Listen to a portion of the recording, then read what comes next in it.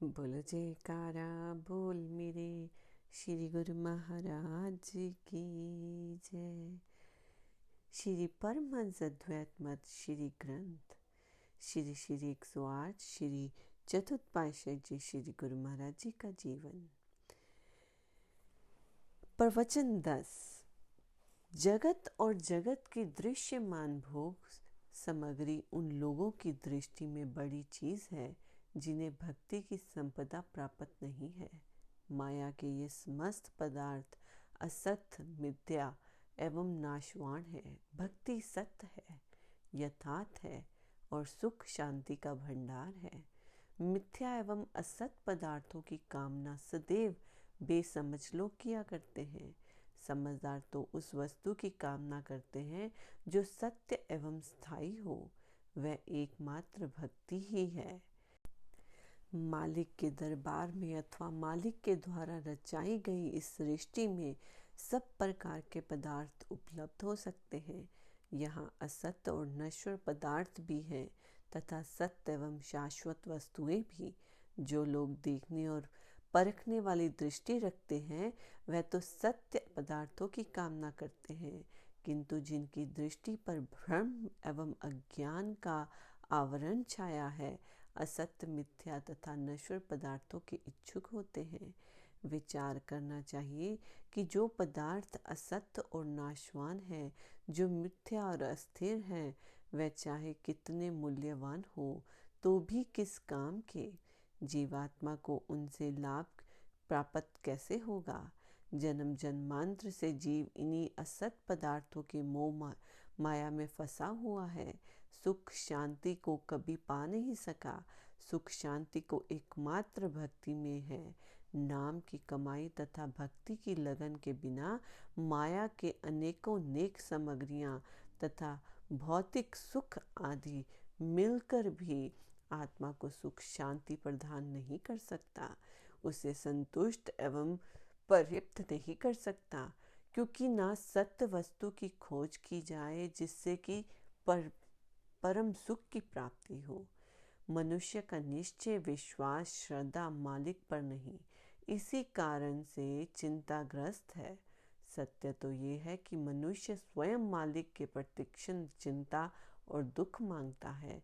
माया के पदार्थ जो मांगता है तो मानो चिंता एवं कलेश ही मांग रहा है। माया के जिन पदार्थों की मनुष्य हर समय याचना करता है, उनमें सुख कहाँ है। उनमें तो दुख ही दुख और चिंता कलेशी भरे हैं। मालिक से नाम और भक्ति की याचना तो करता नहीं जिससे सुख और संतोष है। भक्ति की ज्योति तो वह ज्योति है जो कि हजारों चंद्र सूर्य से भी बढ़कर है, किंतु जब तक चित्त में सतगुरु का ध्यान दृढ़ न हो, ये ज्योति प्रज्वलित नहीं होती, तथा जब तक भक्ति की इस ज्योति का प्रकाश अंतर में नहीं है, माया और अज्ञान के अंधकार का विनाश कैसे संभव है। और काम क्रोधादिक सब चीजें इसमें फंसा रहता है इंसान। मनुष्य जीवन के ये क्षण बहुत दुर्लभ है। परम सौभाग्य से ही इस जन्म में पूर्ण सतगुरु का मिलन होता है। ऐसा दुर्लभ संयोग और मूल्यवान अवसर पाकर भी यदि कोई गाफिल रह गया तथा भक्ति की ज्योति से हृदय को प्रकाशित न किया, तो मानो मानव जन्म का मूल्य का ना किया। ये दुर्लभ अवसर यदि हाथ से निकल गया तो फिर कब ये महत्वपूर्ण कार्य किया जा सकेगा। इसीलिए इसी जन्म में ही भक्ति की अमूल्य निधि को प्राप्त करना है। गुरुमुखों, श्री गुरु महाराज जी अपने इस वचन में समझा रहे हैं कि इंसान को सुख शांति क्यों नहीं मिलती, क्यों वो दुख में रहता है। क्यों? क्योंकि हम स्वयं दुख की चीज़ों की मांग करते हैं, भगवान से दुख की चीज़ों की मांग करते हैं, क्योंकि हम उसी चीज़ों में ही आनंद सोचते हैं, लेकिन सच्चा आनंद उन चीज़ों में नहीं है। जैसे एक अभी जल्दी की ही बात है, श्री गुरु महाराज जी के पास एक भक्त्यानी गई और श्री गुरु महाराज जी को मत्था टेका और उसने कहा कि मेरे भगत मेरे साथ आते नहीं हैं दर्शनों के लिए, कि श्री गुरु महाराज जी इतने पास आए हुए हैं हमारे घर के और मेरे भगत आते नहीं हैं, आप आशीर्वाद दो कि मेरे भगत मेरे साथ आए।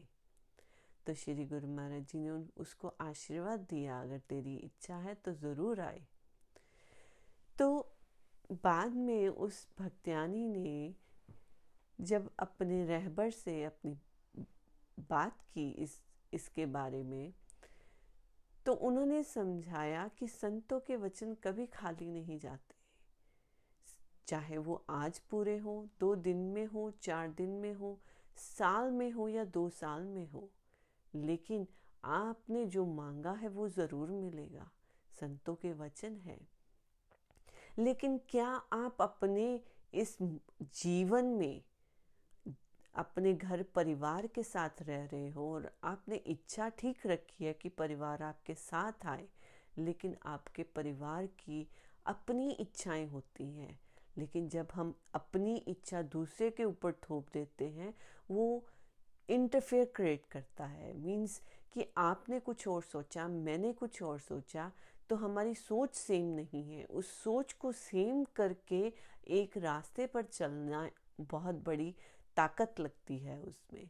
लेकिन जब सतगुरु का आशीर्वाद लेते हैं वो काम होता है, बट कभी कभी थोड़ा टाइम लग जाता है।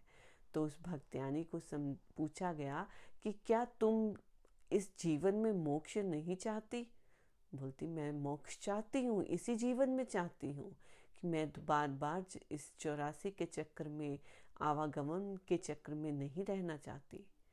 तो फिर उसको समझाया गया कि अगर उस चक्कर में नहीं रहना तो आपने जो वचन श्री गुरु महाराज जी से लिए हैं, अगर उस वचनों को पूरा होने में 1 जन्म से ज़्यादा लग गया तो उस वचन को पूरा करने के लिए आपको फिर से जन्म लेना पड़ेगा और अपने उसी परिवार के साथ, भगत जी के साथ दुनिया में आना पड़ेगा, ताकि श्री गुरु महाराज जी के वचन जो हैं पूर्ण हो।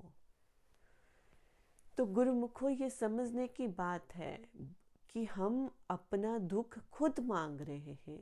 एक तरफ तो हम कहते हैं कि हमें मोक्ष चाहिए, दूसरी तरफ हम कहते हैं कि हमारा परिवार भी हमारे साथ हर जगह चले, वो भी चाहिए।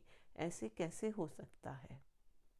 अगर मोक्ष चाहिए तो सतगुरु से भक्ति मांगो, ताकि वो भक्ति हमें हमारी झोली में पड़े, हम भजन सुमिरन में लगे और अपने उस आनंद से जुड़े, जिससे हमें मोक्ष की प्राप्ति हो, जिससे आवागमन का चक्र छूटे।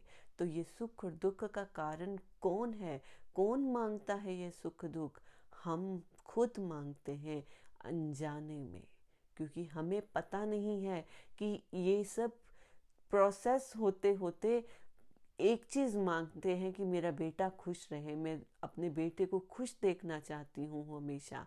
इट मीन्स आप अपने बेटे के साथ रहना चाहते हैं, बार बार आना चाहते हैं। अगर आपका बेटा इस जन्म में खुश नहीं है, शायद अगले जन्म में होगा, तो आपकी सुर्त उसी में फंसी रहेगी कि मैं अपने बेटे को खुश देखना चाहती हूँ। तो आप फिर से आप अगले जन्म में उसी के साथ आओगे और उसको खुश देखना चाहोगे, क्योंकि ये आपने इच्छा रखी थी अपने प्रभु के पास। तो उसी इच्छा को पूर्ण होने के लिए कभी कभी कई जन्म लग जाते हैं। तो गुरुमुखो, हमारी अपनी इच्छाएं हमारे बंधन का कारण बनती हैं। यही बंधन का कारण हमें इस दुनिया में बार बार 84 में लेके आता है। तो संत महापुरुष क्या समझाते हैं कि हमें अपने सुख दुख से ऊपर उठना है। उससे ऊपर उठेंगे तभी हम असली मकसद को पा सकेंगे। और ऊपर कैसे उठ सकेंगे? जब सतगुरु की शरण में आकर हम भक्ति की मांग रखेंगे, ना कि संसारिक चीज़ों की। तो गुरुमुखो, इस बात की गहराई को समझते हुए हमें भक्ति से जुड़ना है। बोलो जयकारा, बोल मेरे श्री गुरु महाराज की जय।